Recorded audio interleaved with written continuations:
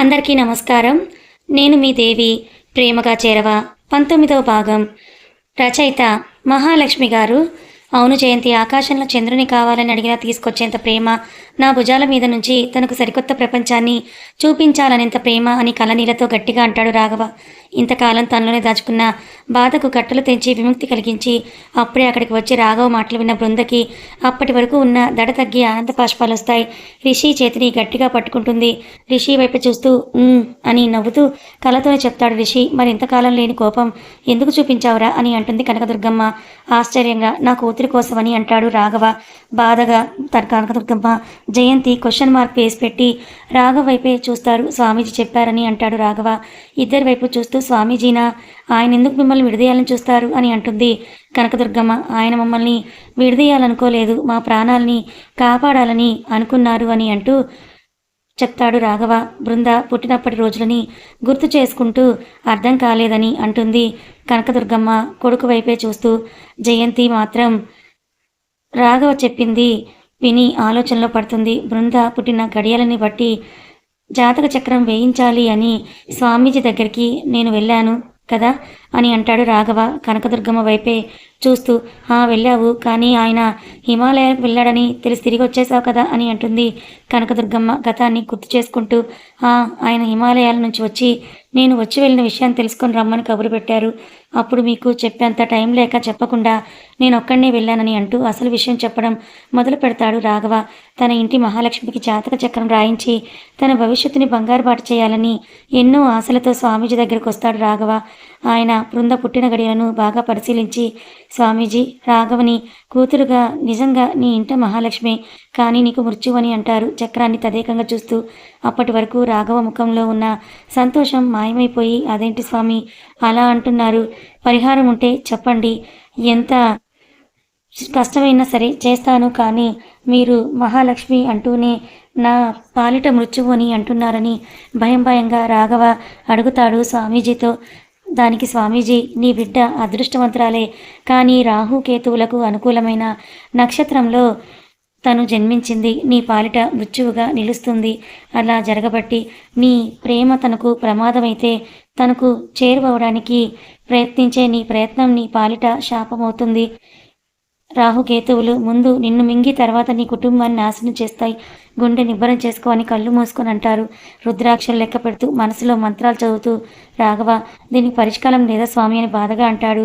ఈ భూమండలంలో పరిష్కారం లేని సమస్య అంటూ ఏది ఉండదు. ఇది కూడా అంతే, పరిష్కారం ఉంది కానీ ఇప్పట్లో లేదు. ఆ రాహుకేతువులకు ధీటుగా ఉన్న జాతకం కలిగిన అబ్బాయితో నీ కూతురి వివాహం జరిగిన తర్వాత రాహుకేతువుల బలం క్షీణిస్తుంది. వారి ఇరువురి కలయికతో జన్మించిన వారి వంశోద్ధారకుడి రాకతో నీ కూతురు నుంచి రాహుకేతువుల నీడ శాశ్వతంగా తొలగిపోతుంది.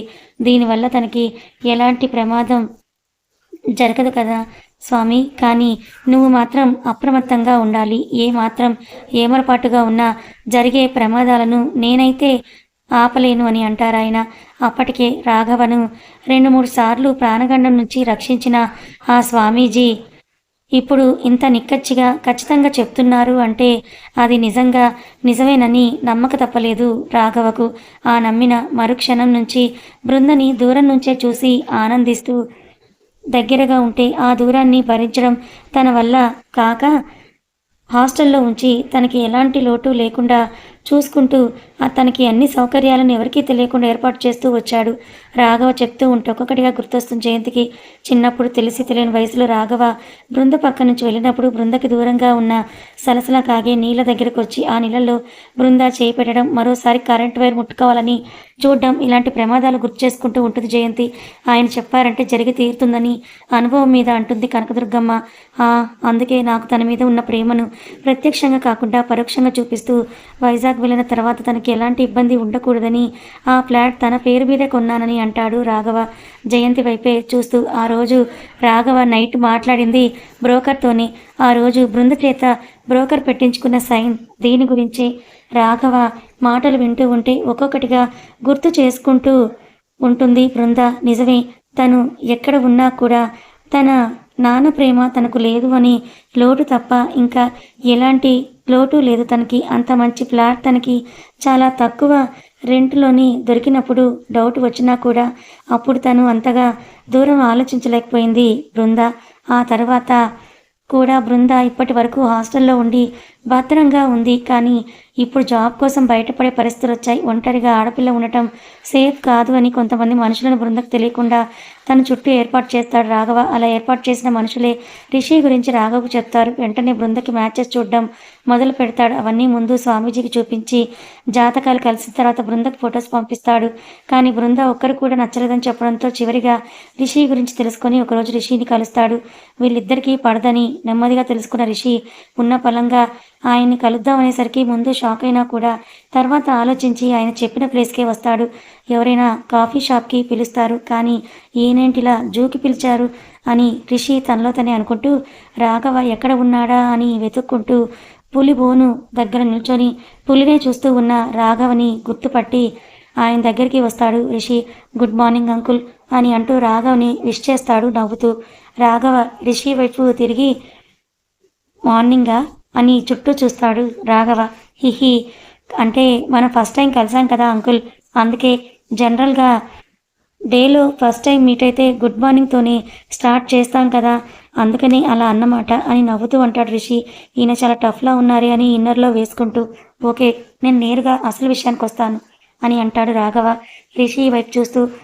వెయిటింగ్ అంకుల్ అని అంటాడు రిషి ఆత్రం ఆపుకోలేక. బృంద వెంట పడుతున్నావట, నువ్వెంత ప్రయత్నించినా అక్కడ ఫలితం ఉండదు. నా కూతురు మీద నాకు నమ్మకం ఉంది అని అంటాడు రాఘవ చాలా కాన్ఫిడెంట్గా. నా ప్రేమ మీద కూడా నాకు నమ్మకం ఉంది అంకుల్. నేను అనుకుంటే తన ప్రేమ గురించి ఆలోచించకుండా పక్కన పెట్టి ఎప్పుడో మిమ్మల్ని మీట్ అయ్యి ఈ పాటికి ఒక మనవని మీ చేతిలో పెట్టేవాడిని. కానీ నాకు కావాల్సింది ఫస్ట్ తన ప్రేమ, ఆ తర్వాత మీ అంగీకారం అని నవ్వుతూ అంటాడు రిషి. ఇంత దూరం వచ్చాక భయపడుతూ కూర్చుంటే ఇక పనులు జరగవు అని బాగా మాట్లాడుతున్నాను అని అనుకోకు. బృందా చేయి అందుకోవాలి అంటే అంత తేలిక కాదు అని అంటాడు రాఘవ రిషి వైపే సూటిగా చూస్తూ తన కళ్ళల్లోకి. మీరు అనుకునేంత కష్టం కూడా కాదని అంటాడు రిషి సూటిగా. అతను కూడా రాఘవ కళ్ళలోకే చూస్తూ, రిషి కళ్ళల్లో ఏదో పవర్ రాఘవకి కనిపించి 2 నిమిషాలకు మించి చూడలేక కళ్ళు దించేస్తాడు రాఘవ. ఆ పవర్ వల్ల బృందకి ఇతను కరెక్టేనేమో అని అనుకొని రిషి డీటెయిల్స్ అన్నీ కూడా తీసుకొని స్వామీజీని కలిసి ఇద్దరి జాతకాలు చూపిస్తాడు రాఘవ. అంతకుముందు రాఘవ చూపించిన జాతకాల కంటే ఈ జాతకం సంపూర్ణంగా బృంద జాతకంతో కలిసిపోయిందని స్వామీజీ చెప్పడంతో రిషికి బృంద గురించి పూర్తిగా చెప్పి తనకెందుకు దూరంగా ఉంటున్నాడో చెప్పి తమ తల్లిదండ్రులు నొప్పించుకోమని చెప్తాడు. రాఘవ్ చెప్పిన వాటిలో ఎంత నిజం ఉందో అని రిషి కూడా వైజాగ్లో ఫేమస్ ఆస్ట్రాలజిస్ట్ని మీట్ అయ్యి బృందవి తనవి పుట్టిన టైమ్స్ డేట్స్ చెప్పి జాతకాలు చూపిస్తాడు. తను కలిసిన ఆస్ట్రాలజిస్ట్ కూడా రాఘవ్ చెప్పినట్టే సేమ్ టు సేమ్ చెప్పడంతో ఇవన్నీ మనకెందుకు, నా బృంద నా దగ్గరికి వస్తుంది, అది చాలనుకొని ఇవన్నీ తెలిస్తే పెద్దవాళ్ళు కలవరపడతారని చిన్న మిస్అండర్స్టాండింగ్తో వాళ్ళ నాన్న తనని దూరం పెడుతున్నాడని కవర్ చేసి పెళ్లికి ముహూర్తాలు పెట్టించేస్తాడు రిషి. కానీ తనలో చిన్న అనుమానం, అసలు నిజంగా బృంద తనని ప్రేమించట్లేదా లేక వాళ్ళ నాన్నని మోసం చేయలేక ప్రేమ ఉండి కూడా నటిస్తోందా అని. అందుకే పెళ్లికి 2 రోజుల ముందు తనకి ప్రపోజ్ చేసి బృంద మనసులో ఏముందో తను చెప్పకుండానే రిషి తెలుసుకొని హ్యాపీగా పెళ్లి సందడిని ఎంజాయ్ చేస్తాడు. కానీ ఆ తర్వాత జరిగిన ప్రమాదాలను బట్టి ఆస్ట్రాలజీ కొన్నిట్లో కాకపోయినా కొన్నిట్లో నిజమని నమ్మి బృందని చాలా జాగ్రత్తగా చూసుకుంటూ వస్తాడు రిషి.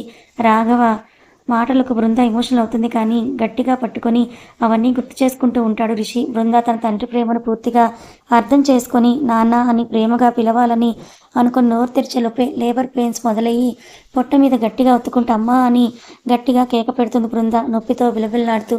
వేరే ఆలోచనలో ఉన్న ముగ్గురు బృంద అరుపులకి రూమ్ బయటకు వచ్చి చూసేసరికి అక్కడ ఎదురుగా బృంద కనిపిస్తుంది.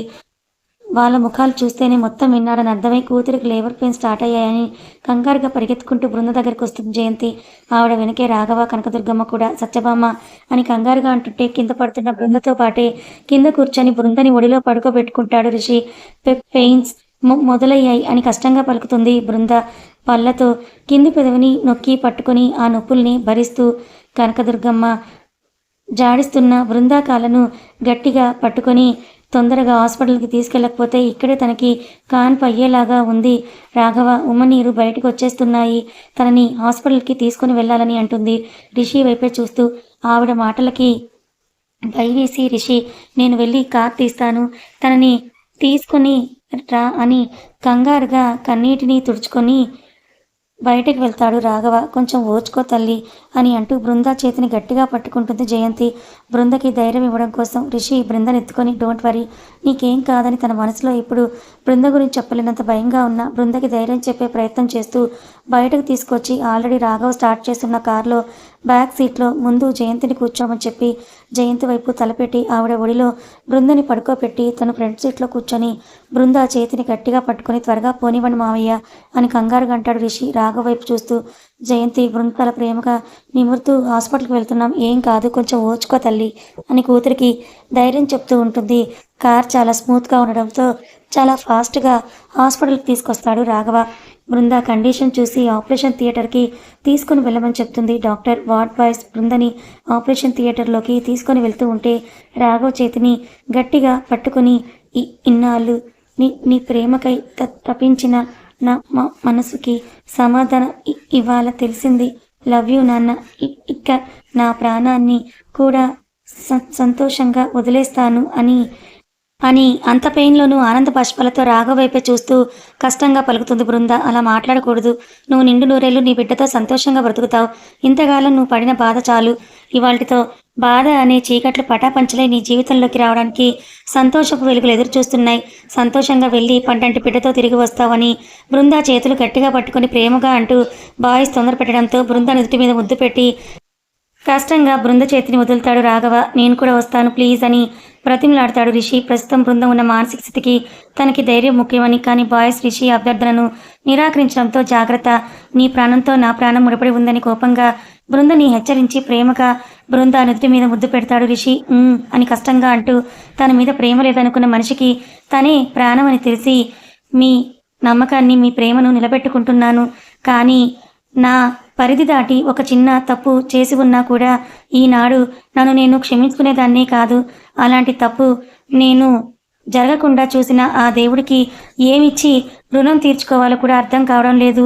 నీ ప్రేమ కోసం అయినా సరే చావుని జయించి వస్తాను నాన్న అని అంటూ రాఘవ వైపే చూస్తూ మనసులో అనుకుంటూ ఆపరేషన్ థియేటర్లోకి వెళ్తున్న బృంద. ఆయన మాటలతో కొండంత ధైర్యం వచ్చి బృంద అరుపులతో హాస్పిటల్ అంతా దత్తరిల్లిపోతుంది. కానీ కాన్పు సమయంలో ఇవన్నీ మామూలే కాబట్టి ఎవరి పనులు వాళ్ళు చేసుకుంటూ ఉంటారు. నన్ను జీవితాంతం కాపాడుతూ నన్ను ముందుకు నడిపించడానికి నాకు 3 అమ్మలున్నారు. ఒక అమ్మ తొందరపడి నన్ను శాశ్వతంగా వదిలి వెళ్ళిపోయింది. నన్ను కన్న అమ్మ నన్ను వదిలి ఎక్కడికి వెళ్ళదు. ఇక 3వ అమ్మవి నువ్వే. ప్లీజ్ సత్యభామ, స్వప్న మరణాన్ని కూడా తట్టుకోగలిగాను అంటే నువ్వు నాకు తోడుగా ఉన్నావని ధైర్యం. ఆ ధైర్యాన్ని చంపేయకు అని బాధగా మనసులోనే అనుకుంటూ రిషి టెన్షన్గా తన బిడ్డ కోసం ఎదురు చూస్తూ ఉంటాడు. అక్కడే ఈ టెన్షన్ ఎంత భయంకరంగా ఉంటుందో అనుభవించాడు కాబట్టి రాఘవ రిషి ఫీలింగ్స్ని అర్థం చేసుకొని రిషి షోల్డర్ మీద చెయ్యి వేసి, ఒక తండ్రి బాధ్యత అనేది ఎంత పెద్దదో అది నాకు బాగా తెలుసు. కొడుకుని సెటిల్ చేయడం, అలాగే కూతుర్ని పెళ్లి చేసి పంపించడం కాదు, వాళ్ళను జీవితాంతం కూడా గుండెల్లో పెట్టుకొని మోయడం. అందుకే కదా నాకు ఈ భూమి మీద వస్తూ ఈ నిమిషం మనకి గుండెల్లో రైలు పరిగెత్తించేలా చేస్తారు. బృందకి ఏమీ కాదు, టెన్షన్ పడకు అని రిషికి నవ్వుతూ ధైర్యం చెప్పారు రాఘవ. మావయ్య అని అంటూ అప్పటి వరకు గుండెల్లో ఉన్న బాధంతా కన్నీటి రూపంలో బయటకు వచ్చేసి రాఘవని గట్టిగా పట్టుకుంటాడు రిషి. ఇప్పటి వరకు ఆకతాయిగా ఉన్న ఒక కుర్రాడికి ఒక బాధ్యత తన మీద పడుతుంది అంటే ఈ మాత్రం భయం ఉంటుందని గ్రహించి కామాన్ బైబాయ్ చీరప్ అని నవ్వుతూ రిషి వెన్ను తడతాడు రాఘవ. టెన్షన్ పడకూడని సమయంలో బృందకి నిజం తెలియడంతో తల్లి బిడ్డ క్షేమంగా తిరిగి రావాలని హాస్పిటల్లో ఉన్న వినాయకుడికి దండం పెట్టుకుంటూ ఉంటుంది జయంతి. వాళ్ళ ముగ్గురి ఆలోచనలు, భయాలు, బాధలు అన్నిటినీ పటాపంచలు చేస్తూ బృంద అరుపులు ఆగి లోపల నుండి ఒక బేబీ ఏడుపు వినిపిస్తుంది. దాంతో అందరూ కూడా సంతోషిస్తూ అలర్ట్ అయ్యి డాక్టర్ కోసం 1000 కళ్ళతో ఎదురు చూస్తూ ఉంటారు. కొంతసేపటికి డాక్టర్ బయటకు వస్తుంది. ఆమె వెనకే వచ్చిన నర్స్ తన చేతిలో ఉన్న బాబుని రిషి చేతిలో పెడుతుంది. You have a baby bye అని అంటుంది డాక్టర్ నవ్వుతూ. థ్యాంక్ యూ డాక్టర్ అని సంతోషంగా అంటూ బాబుని ఎత్తుకోగానే తనలో ఒక చిన్న వైబ్రేషన్ కలుగుతుంది రిషికి. ఆ వైబ్రేషన్ని ఫీల్ అవుతూ బృందకి ఎలా ఉంది డాక్టర్ అని అడుగుతాడు రిషి కంగారుగా డాక్టర్ వైపే చూస్తూ. తల్లి బిడ్డ ఇద్దరూ కూడా క్షేమంగానే ఉన్నారు. డోంట్ వర్రీ మిస్టర్ అని అంటూ తనని ఇప్పుడు నార్మల్ వార్డుకి షిఫ్ట్ చేస్తాము. ఇంకో గంటకి మత్తు వదిలి స్పృహలోకి వస్తుంది. తను మత్తు వదిలిన వెంటనే బాబుకి పాలు పట్టించడని నవ్వుతూ చెప్పి వెళ్ళిపోతుంది డాక్టర్. జయంతి, రాఘవ రిషి చేతుల్లో ఉన్న పసికందుని చూసి మురిసిపోతూ, ఏమండి మన అమ్ములాగే వీడికి కూడా అరచేతిలో పుట్టుమచ్చిందండి అని సంబరంగా అంటుంది జయంతి. బాబు చేయి పట్టుకొని చూస్తూ రిషి కూడా దాన్ని చూసి, మీ అమ్మకు ఆవగింజంత ఉంటే నీకు చింతగింజంత ఉందేంట్రా అని నవ్వుతూ అనుకుంటూ బాబుని రాఘవ్ చేతికిచ్చి నిర్మలకి, రాకేష్కి, సూరజ్కి, వల్లభకి ఫోన్లు చేసి బృంద డెలివరీ విషయం చెప్పి వెంటనే వాళ్ళని బయలుదేరి రమ్మని చెప్పి కాల్ కట్ చేసి అప్పటికే బృందని వేరే రూమ్కి షిఫ్ట్ చేయడంతో రిషి బృంద దగ్గరికి వస్తాడు. ఎంతో బాధను అనుభవించి ప్రశాంతంగా పడుకొని ఉన్న బృందని చూస్తూ ఉంటే అనిర్వచనీయమైన అనుభూతి కలుగుతూ ఉంటుంది రిషికి. ప్రేమగా బృంద తల నిమురుతూ ఆమె నుదుటి మీద చిన్నగా ముద్దు పెడుతూ అమ్మ అవడం అనేది పునర్జన్మ అని అంటారు. కానీ ఆ నరకయాతన తెలిసి తెలిసి అమ్మ అవడానికి కూడా ఇష్టపడే ప్రతి అమ్మాయికి అమ్మతనంలో ఉన్న కమ్మదనం అంటే ఏంటో తెలిసే ఉంటుందని అనుకుంటూ, ఎనీవే నీకు ఏం కాలేదు, బాబుకి ఏం కాలేదని అనుకుంటూ ప్రేమగా తల నిమురుతూ నుదుటి మీద ముద్దు పెట్టుకుంటాడు రిషి. కథ కొనసాగుతుంది. మరి బృంద తన తండ్రి ఎందుకు తనను దూరం పెట్టాడో తెలిసింది కదా. మరి రిషి బృంద జీవితంలో ఇక అంత ఆనందమయమేనా, లేదా మళ్ళీ ఏదైనా ప్రమాదం రాబోతుందా తెలుసుకోవాలనుకుంటే రాబోయే చివరి భాగంలో చూడండి. Thank you so much.